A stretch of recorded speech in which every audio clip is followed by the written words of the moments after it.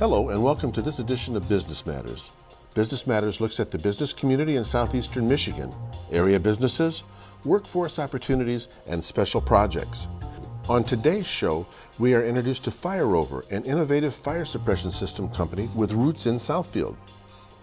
Southfield's own Rochelle Freeman Katz is acknowledged for her work, and Surgeon's Choice Medical Center has opened with a new brand.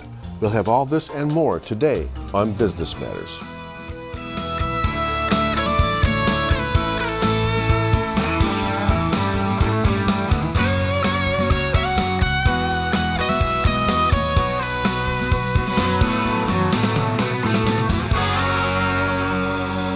Bradley Gladstone is the proud owner of Watchdog Security, the parent company of the Rover. Watchdog Security provides everything from home alarm systems to small businesses to very large systems with several hundred customers in the scrap metal field, where they were detecting for theft, and they were catching small fires by accident while doing video monitoring. Customers began asking for fire monitoring capabilities, and Brad put his longtime associate, Jeremy, who has been with him for over 18 years, to the task of detecting fires. Right, so Jeremy Dusing and I have been working together since approximately 2000. And one of the smarter guys I know, self-taught and a real magnificent man. So I challenged Jeremy with finding a way to detect fires. And we figured out a way to detect fires. And I had the vision of, being able to put these fires out over the internet and from our central station. And we had some ideas, and we were trying to figure things out. And a very good friend of mine, Peter Mary, I met Peter he was actually a customer of mine turned friend. And Peter and I were talking about it, and Peter has an engineering background. I was telling Pete my plans, and he told me how that wasn't going to work, and he told me what would work, and I was very confused. I don't have a mechanical/engineering background, and next thing you know, Peter was building a Rover. He built a Rover out of scrap metal, made the idea, proved the concept. So what we did was we pieced together Jeremy's end and Peter's end, and we made the Rover. Pete's in charge of engineering and mechanics of the Rover. Jeremy's in charge of transmission, making it talk to our central station via the internet, and I'm in charge of sales, marketing, and everything else. So we're a magnificent team, and the Rover's been moving real fast in a great direction. We're getting great feedback, making our customers real happy, and it's been a real enjoyable ride. We can have anywhere from 30 to 40 fire systems at any given time in production. So we manufacture them, we ship from here, we build here, and we test here. We have a lot of testing going on at all times. We're always trying to improve and make the next version of the Rover. And that's going on every day at all times. We have a lot of demos going on for customers and future customers, to show them what we do. So the customers that have been taking advantage of the Rover are anywhere from oil and gas, utility folks, recycling. We have a big presence in the curbside recycling pickup folks. There's an epidemic going on right now with lithium-ion batteries, and we've been a real big help to that. These lithium-ion batteries are coming to end of life, and they get put into people's trash, and they go to these recycling stations. One little spark, can set a $10 million facility on fire. We're there, we watch it, we see it, we extinguish it, problem solved. Well, actually, my partners were in the security and monitoring business, and they developed some very unique analytics for their customers that could distinguish people, machinery, debris flying through the air possibly. And they had gotten into some thermal detection for some of their scrap metal shredding facilities. And they were monitoring for heat abnormalities and looking for fire, and they had caught a few fires on some piles and on equipment. They were able to alert the fire department. So these customers were asking, is there anything that we could tie to this thermal camera that would actually extinguish the fire? At that point, that's when Brad and Jeremy approached me, asked if we could build a fire extinguisher that we could put on a shredder site, recycling facility, hazardous waste, gas and oil. So in a short period of time, we developed the Fire Rover, and here we are now. When somebody buys one of our Fire Rover units, typically we've done Google Earth designs for the folks, actually very accurate as far as measuring. A mast unit we can have set and basically have operational in 10 hours. A lot of the facilities will set the box outside, and then we'll in turn run piping inside to protect areas inside. A lot of times the floor space is at a premium. So 80% of these containers are sitting outside because nobody wants to give up the floor space. The Fire Rover units are actually contained in a 20-foot overseas container, Connex box, some people call them. The particular boxes that we buy, they're called one-trippers. So they're built overseas, they're filled with commodities, they're shipped to the United States. At that point, this container goes to a broker and they sell them locally. Once the boxes are pre-wired and insulated, we actually board the inside of the container. You can see all the wires protruding for various control panels, fire panel, electrical panel, cameras, lights, etc. We'll terminate all our camera and control wires inside the box. Once that's all done, we will plug these in and we begin programming our different devices, assigning addresses and whatnot. You can see the vents that we have in the doors. Those are for the air conditioning. Once the units are programmed and tested, they are loaded on a flatbed trailer and taken to the customer's facility. Then they're dropped on a foundation and they start running pipe and installing cameras. So this is a representation of what the central station operator would see. The thermal camera here in the upper left quadrant is going to do all of the heavy lifting for us. So once it detects a dangerous temperature, it's going to send a signal into the central station. They will then analyze that to see if it's an actual threat, and if so, they'll pull up the accompanying cameras. So we can see if the tank has pressure in it, our nozzle camera, which is attached to the actual nozzle itself. So when we move the nozzle around, the camera moves with it. And then a frame of reference camera, okay? So we can see where our stream is landing. So utilizing these cameras here, we can effectively analyze video, detect threats, and extinguish them. So the camera on the bottom left is our nozzle camera. Okay, it's actually attached to the nozzle. So when we move the nozzle around, the camera will follow it. And you see the crosshair there roughly centered in the middle of the screen, acting as a visual aid or a target for the central station operator. The camera in the top right monitors the pressure inside the tank and how much fluid is inside the tank. So if we need to spring into action to extinguish a threat, we're going to turn the nitrogen valve on, which is then going to allow that needle to rise, showing us when we're ready to shoot. That tells us when there's adequate pressure inside the tank. So at that point, the operator knows they can open up the next riser to extinguish the threat. What we've got here, this is what we call a single mast unit, okay, which means we have a single nozzle, a single thermal camera, and that equipment is attached to a 6-inch mast pipe that is fastened on top of the box when we arrive on site. These applications are typically at outside storage areas, scrap metal recycling areas, some of your recycling facilities that will handle your curbside scrap as well, or recycling material as well. On the top, you'll see the white camera on the very top. That is our FLIR A310. It's a military grade thermal camera. It's a very smart camera, very programmable. That's the one doing the heavy lifting. That's the one that's going to generate the alarm to central station. And that's also going to be a good reference for that operator, because in the event of a fire, that FLIR camera has got a crosshair on the hottest pixel in that frame. So if there's a fire, then there's naturally going to be a crosshair for reference for the operator. Below that, you can see the red nozzle or monitor.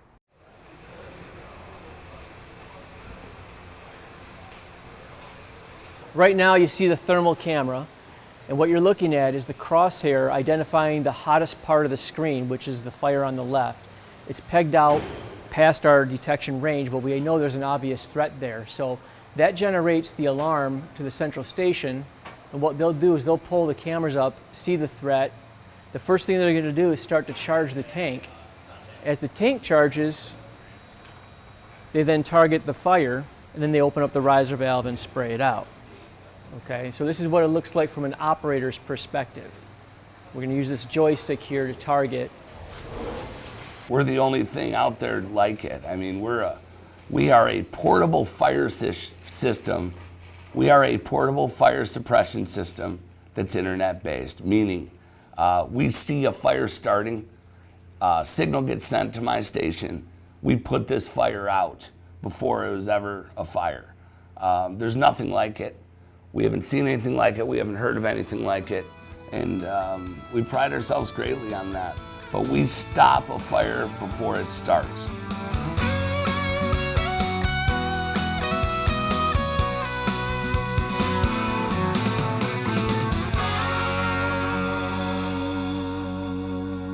The City of Southfield's Business and Economic Development Director, Rochelle Freeman, recently received the 2018 MEDA Medalist of the Year Award and the Robert Seichart Award from the Michigan Economic Developers Association. The MEDA Awards seek to recognize economic developers with a history of proven contributions to the field of economic development. Recently at the annual meeting of the Michigan Economic Developers Association, Rochelle Freeman was recognized with two annual awards, the Seichart Award and the Medalist Awards, the highest awards given out by the Michigan Economic Developers Association. I'm always pleased when one of our staff members get recognized for their talents and contributions to a professional. We have so many talented people here at the City of Council, working for the City of Southfield, that when any of our staff members are recognized, it's a real tribute to the City of Southfield and the accomplishments that we have here and what we're working to accomplish as a community. Ms. Freeman's contributions in the field of economic development and to the Southfield business community in particular are extensive. In 2017 alone, Mrs. Freeman helped to create over $244 million in investments and capital improvements to existing Southfield companies, including Denso, 123.net, Comau, Veneer, Credit, Acceptance, and Stefanini. This investment is expected to create over 1,250 jobs in Southfield in the next 3 to 5 years. As Business and Development Officer, Rochelle Freeman's responsible for our economic development activities. In particular, this award recognized our activities as being certified as redevelopment ready, a leader in the Oakland County Business Ready program, as well as a number of the business developments, our Smart Zone, also known as our Centropolis, the Career Center relocation, our Smart Zone, Centropolis, the Business Accelerator and Incubator that will launch in the next year, as well as a number of major new businesses that have moved to Southfield, from Denso to Camus, their expansions, and the Veneer, their new construction project that's currently under construction along American Drive. There's over 1,250 jobs have been created through these activities in the last year, and well over $250 million in investment. I've been fortunate to know Shelley Freeman since 1998, when we both were working for other communities. We were both working on regional economic development activities. I was real fortunate that when I came to Southfield 10 years ago to learn that she was part of the team here. We had not had contact for a few years, and lo and behold, I was quite excited to see she was working here in Southfield. New projects we're working on are the formal launch of Centropolis, the grand opening of Veneer, their position. Obviously, when you work in the field of economic development, you always have a few that you have to be very quiet about. There are a number of large projects that are in the hopper that we're working with both the Oakland County as well as the state of Michigan. That's once, twice a week we'll have a very strong lead. We work those. We're part of international trade delegations and trade missions. We work with the state of Michigan to make these things happen, to grow our community. Our economic development partners are obviously our city council and the leadership, but also some of our more active partners, LTU, Oakland Community College, Providence Hospital, now Beaumont Hospital, and then our business community. Oakland County's Business Economic Development team is also part of our team, as well as representatives from the Michigan Economic Development Corporation. And throughout Southfield, we're incredibly fortunate that we have a lot of our businesses that are involved in the autonomous driving movement. Autoliv was one of the first pioneers in the arena, and now the new spin-off company, this is their North America headquarters. City Council, under Rochelle's leadership, we approved a number of incentives to make that expansion happen. A new building. I think we've got over 300 jobs with that project. We worked with the state of Michigan to bring various economic development incentives to the project. We're hoping that they're in the new building the 1st of 2019, and just one of many exciting things we'll see happen next year. The project's located in our Centropolis, which is our smart zone. There are a lot of exciting things on the horizon for the Centropolis. Through her enthusiasm and willingness to always go the extra mile, Shelley works hard to help these new businesses start up or to relocate to Southfield, in addition to working to retaining our already existing businesses. She has consistently proven herself to be a valuable resource to the city of Southfield.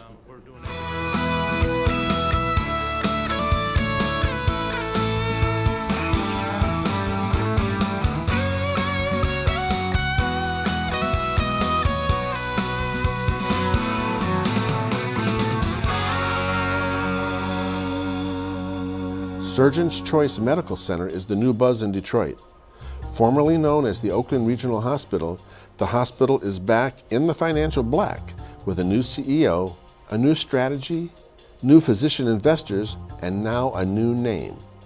The physician-owned hospital has been renamed Surgeon's Choice Medical Center. The physician investors hired a new CEO, Stephen Craig, a first-time hospital administrator. I came here about 2 years ago, and this hospital was suffering financially, and so I came to be part of a restructuring effort. But it wasn't just to restructure, it was to turn this hospital into a specialty boutique hospital throughout that could serve the whole community, which, you know, different than some of the large hospitals in town, just a very unique boutique hospital. There's two main things that make it unique. The first is that the surgeons that we have who are owners and come to this facility most of them are also credentialed at all the other major hospitals in town.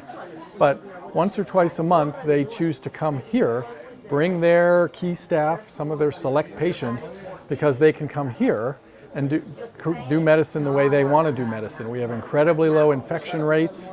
They have the staff, they get to control the process, they get to do it the way they want to do it. So what's one, it's the outcomes in infection, and they get to do it the way they want to do it. And two, because we are small and boutique oriented, it's an incredibly easy experience. People park right out front, they come in, they register, they come up, they're out. You don't need a map, you don't need to get to elevator bank F and find your way through. It's a very easy, convenient process, which is what's in medicine today makes it great. We have a wide range of services here, and most people don't realize that. So we have 4 operating rooms here in the hospital, and we do a number of orthopedic and spine and general surgery. We do a bunch of hand surgery. So that's going on here all day long and all month. But we also have Oakland Nursing Center, which is a hospital-based nursing home. So we have 26 beds here that are usually filled with nursing home patients, but it's a center that gets high marks all over the state. We have imaging, MRI, CAT scan. We have occupational PT and OT. This place is 100% surgeon owned. Okay, so we have 20 surgeon owners. So those are the guys who I talked about who are credentialed at other places in town, but they're the owners, so they get to drive many of the patient care decisions, which is why, again, it makes it a specialty place, because they get to say, we want to use this equipment and we want to use this process, because they're the owners. And again, it makes it a great place. The doctors love coming here. Most of them say it's their favorite place to do surgery because as I said, the outcomes are great and they get to work the way they want. But their patients love it too, because the staff is a small family staff that everyone enjoys being here. It's like you came to a small boutique place. So patients love the ease, they love the services, they love the staff. A lot of people, let's say they're getting a hip done, they'll get one hip done and then they'll request to their doc, can I go back to that place for my second hip, because of the experience they had here, which also helps the docs refer here because they know how much the patients enjoy it. This is an incredibly exciting time, not only for this hospital, but for this city, because there is no other hospital like this in town.